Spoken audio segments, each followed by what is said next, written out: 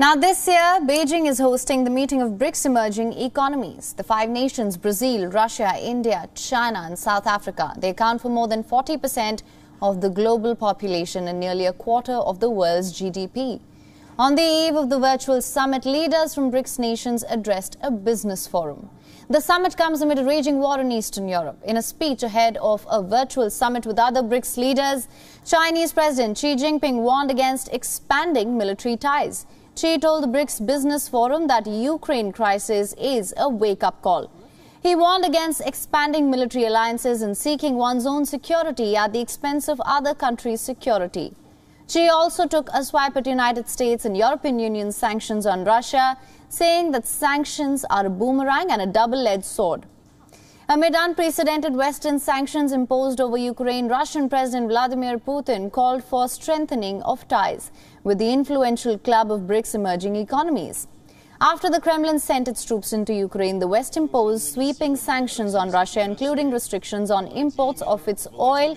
Russia is now redirecting its trade flows and oil exports towards the BRICS countries. The barrage of Western sanctions has pushed Putin to seek new markets and strengthen ties with countries in Africa and Asia.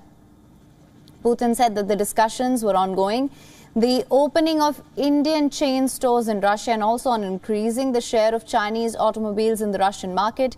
There's also been a noticeable increase in export of Russian oil to China and India. China and India, they've strong military links with Russia and buy large amounts of its oil and gas. Three of BRIC members, that is China, India and South Africa, they have abstained from voting on a United Nations resolution condemning Russia's invasion of Ukraine.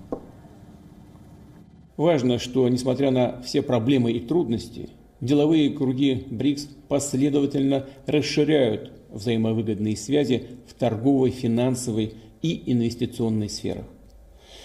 Так, товарооборот Российской Федерации с государствами «пятерки» по итогам первых 3 месяцев текущего года вырос на 38% до 45 миллиардов долларов. И, конечно, активно занимаемся переориентацией наших торговых потоков и внешнеэкономических контактов на надежных международных партнеров и в первую очередь на страны БРИКС.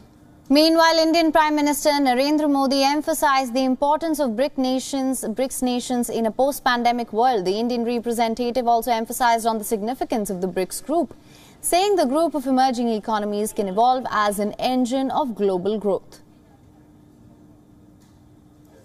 BRICS की स्थापना इस विश्वास से हुई थी कि emerging economies का यह समूह वैश्विक ग्रोथ के इंजन के रूप में उभर सकता है। आज जब पूरा विश्व पोस्ट कोविड रिकवरी पर फोकस कर रहा है, तब ब्रिक्स देशों की भूमिका एक बार फिर बहुत महत्वपूर्ण रहेगी। Now all eyes are on the BRICS countries virtual summit, which is set to commence today at 1:30 p.m. Indian Standard Time. And for more on this, our principal diplomatic correspondent Siddhant Sibbal brings us the latest from New Delhi. Let's listen in. Indian Prime Minister Narendra Modi will be taking part in the BRICS virtual summit later today. Now, the BRICS grouping is an important economic grouping, but also discussing other global and regional issues. And the meeting taking place in the backdrop of the Russian invasion of Ukraine. Of course, openly it will not be discussed, but its impact on food prices, commodity prices, fertilizer prices and supply chains will be something that will be discussed, expected to be discussed. But largely, if you look at inside the BRICS grouping, two countries, of course, do not have a very positive relationship. India and China. The Chinese assertiveness, the aggression at the line of actual control is something that has led to a downward trajectory in the relationship. But India and China, India and, of course, Russia have good relationship, while India and China do not have a very good relationship. Russia will be keen to use this grouping serving as a platform to engage with other world leaders while its engagement with the West has been falling because of the invasion that has happened.